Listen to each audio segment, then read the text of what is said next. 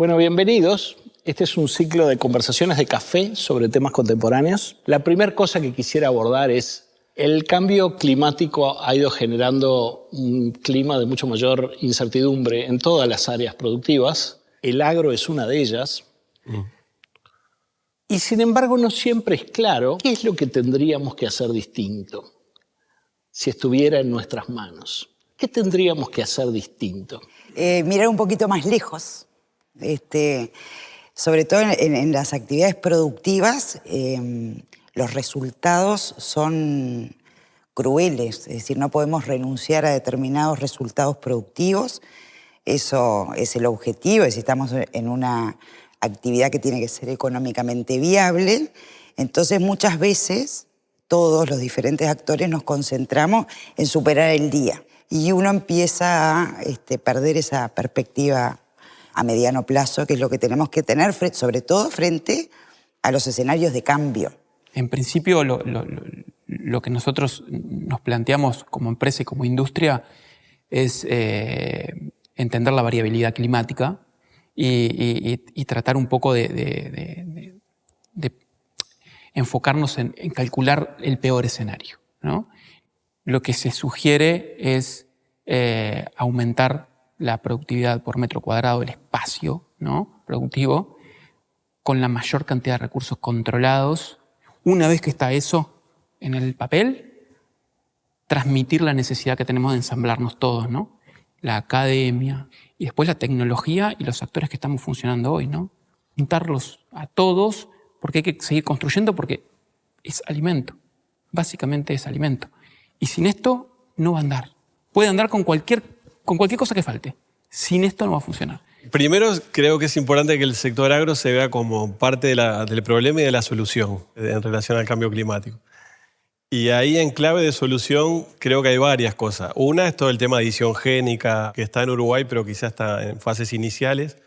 Después hay todo un tema de inteligencia artificial, digitalización, que en Uruguay también lo tenemos bastante verde todavía, en el cruce con el agro. Sí lo tenemos fuerte como sector empresarial, tecnológico, el sector de software, etcétera, pero el cruce con el agro creo que hay que trabajarlo más y se puede hacer una dinámica más virtuosa.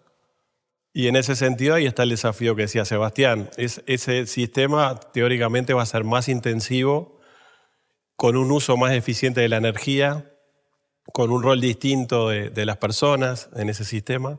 En Uruguay hay antecedentes interesantes, tuvo la trazabilidad cárnica, tuvo la ley de uso y manejo de suelos que usa imágenes satelitales para ver la gestión del suelo que hacen sobre todo los agricultores de Uruguay. O sea que tenemos una cultura y las bases están, pero hay que traer nuevos temas a la discusión. ¿Qué resistencias a este tipo de temáticas sentís que tienen que ver con techos culturales? Esa mirada más larga a la que se refería Adriana. El ser humano es resistente a los cambios, a esos hábitos que disfruta, de los que vive. Por eso la importancia ahí de generar conciencia en la sociedad, ¿no? Esa mirada larga para mí es decir, tenemos que generar conciencia. Cambio climático parece una frase que está puesta ahí, pero en realidad ¿cuánta conciencia hay de esa problemática, ¿no? Por lo menos en lo que yo estoy más cercana, que es la docencia a nivel universitario, es generar mentes críticas y creativas, ¿no? Porque en definitiva es el ingeniero agrónomo que va como ingeniero a crear nuevas situaciones, ¿no? Y bueno, ahí tenemos un rol fundamental. 10.000 años haciendo las cosas de la misma manera, en algún momento a alguien hace 100 se le ocurrió que podíamos alimentar las plantas y darle un sustento diferente al suelo, y después fuimos evolucionando en complicidad con esas ideas, con ese desarrollo de la ingeniería y de la cultura a la vez. Hoy la realidad de haber pasado la sequía más intensa de los últimos años, al menos de donde hay registro, para atrás no sabemos, esto nos da la razón, nos dice que esta es una manera de producir que va a acompañar eventos extremos, ¿no? En las posibilidades de ir a trabajar todos los días se dio, durante el COVID la posibilidad de ir a trabajar todos los días también se dio, y bueno, eso favoreció a la sociedad entera. Yo no nací haciendo esto, yo vengo de la otra rama, ¿no?, en donde el contacto con la tierra era muchísimo más cercano, pero no la sufro. Hoy el desafío es mayor porque el paradigma es el aumento de productividad con un concepto de sostenibilidad. Y eso de alguna forma involucra como 3 grandes temas que son muy difíciles de compaginar, que es el primero, la viabilidad económica. El segundo, realizando lo que es ambientalmente correcto. Cambia, y es urgente que cambie, la mirada sobre los recursos naturales y el uso que hace el ser humano sobre eso. Y el tercero, que no es menor, es que sea socialmente justo. Me parece que el clic para hacer atractivo el mundo rural a los jóvenes es que no solo lo veamos como un ámbito de producción, sino un ámbito de vida. O sea, la gente tiene que poder desarrollar proyectos de vida en el universo rural. Tiene que haber un cine, tiene que haber un teatro, buena conectividad a internet.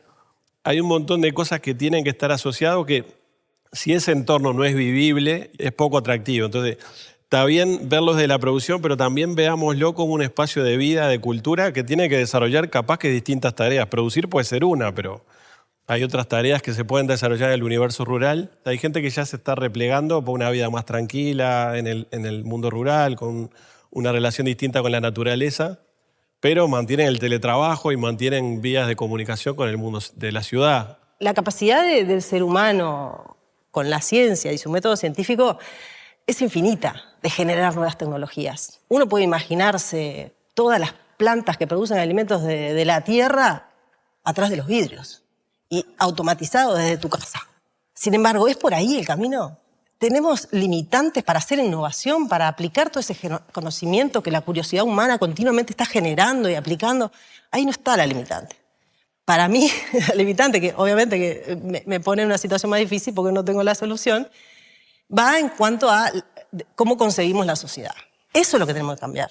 ¿Qué forma de vida queremos? Que es mucho más difícil porque implica cambiar la forma de pensar, de sentir de la civilización. Entonces, creo que el cambio sustancial pasa por la sensibilidad de los seres humanos frente a las cosas, ¿no? De qué voy a comer, cómo, quién lo produce, cómo lo comparto, dónde vivo, cómo vivo. Eso es lo más difícil de cambiar, ¿no? Tradicionalmente en el Uruguay, cuando pensamos en el agro, pensamos en ganadería. Y al mismo tiempo se ha producido un lento proceso de moralización del consumo de productos animales. ¿Cómo ves esa sensibilidad y en qué medida te parece trivial y en qué medida te parece que tiene un sustrato histórico? A ver, yo lo que veo que muchas veces prenden mucho como las modas y los eslóganes. ¿Qué dice la ciencia de eso? Entonces yo creo que en eso, y eso sí es una característica muy interesante de nuestro mundo contemporáneo, por ejemplo, el uso del glifosato. Y yo digo, ¿ustedes saben cómo se controlaban las malezas antes? Por ejemplo, en la granja. Calzando y descalzando y haciendo pelota, discúlpenme, la estructura del suelo que lleva años formar un suelo orgánico. ¿Qué quiere decir? ¿Que yo apoyo el glifosato? No, ciencia urgente. Veamos cómo no lo usamos. Me pregunto, en el tiro largo, en qué medida es una apuesta viable o más viable para Uruguay inclinarse por la agricultura, más allá de su tradición ganadera. ¿Cómo la ves vos? Lo va a designar el mercado. También es responsabilidad de las empresas y de quienes producimos alimentos comunicar qué es lo que estamos haciendo. ¿Qué es una certificación Global Gap? ¿No? ¿Qué es una norma dentro de una empresa ambiental? ¿Qué es una ISO 14001? ¿Qué es? Bueno, es en pos de favorecer al consumidor. En algún momento nuestros hijos condenarán, o los hijos de nuestros hijos condenarán el consumo de carne y se dejará de comer carne por una razón humanitaria. Pareciera ser que todo tiende a que los vegetales puedan suplantar algo de estos sabores, costumbres y hábitos de consumo, y eso lo va a marcar el mercado. El sector alimentario es generador de riqueza, no solo de alimentos. Entonces, la manera como produzcamos los alimentos y el mercado al que nos dirijamos es muy importante que en ese proceso generemos la mayor riqueza posible, porque ahí después sale para infraestructura, para educación, para industria. Nuestra plataforma de riqueza fundamental es el agro, seguramente con otras, la industria creativa, el software, pero el agro es un motor fundamental. En este contexto mundial, Uruguay tiene que apostar por la calidad y segmentos de alto valor agregado que lo paguen. Entonces, nuestra lógica es, obviamente, primero abastecer de alimentos a toda nuestra población. Es inadmisible que haya hoy algunos nichos con inseguridad alimentaria. Eso no es admisible.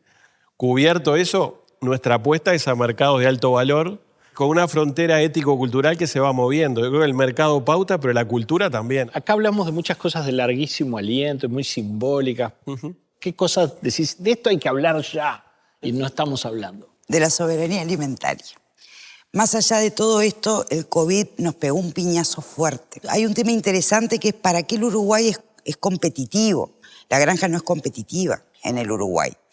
La granja solo tiene sentido pensando en que mañana, cuando no podamos traer esa papaya que no podemos producir, esa palta, pero el patrón de consumo te la está pidiendo, si todo eso se cierra, ¿qué le damos de comer nosotros a nuestra gente? Entonces, era un concepto siempre dicho, pero nunca vivido.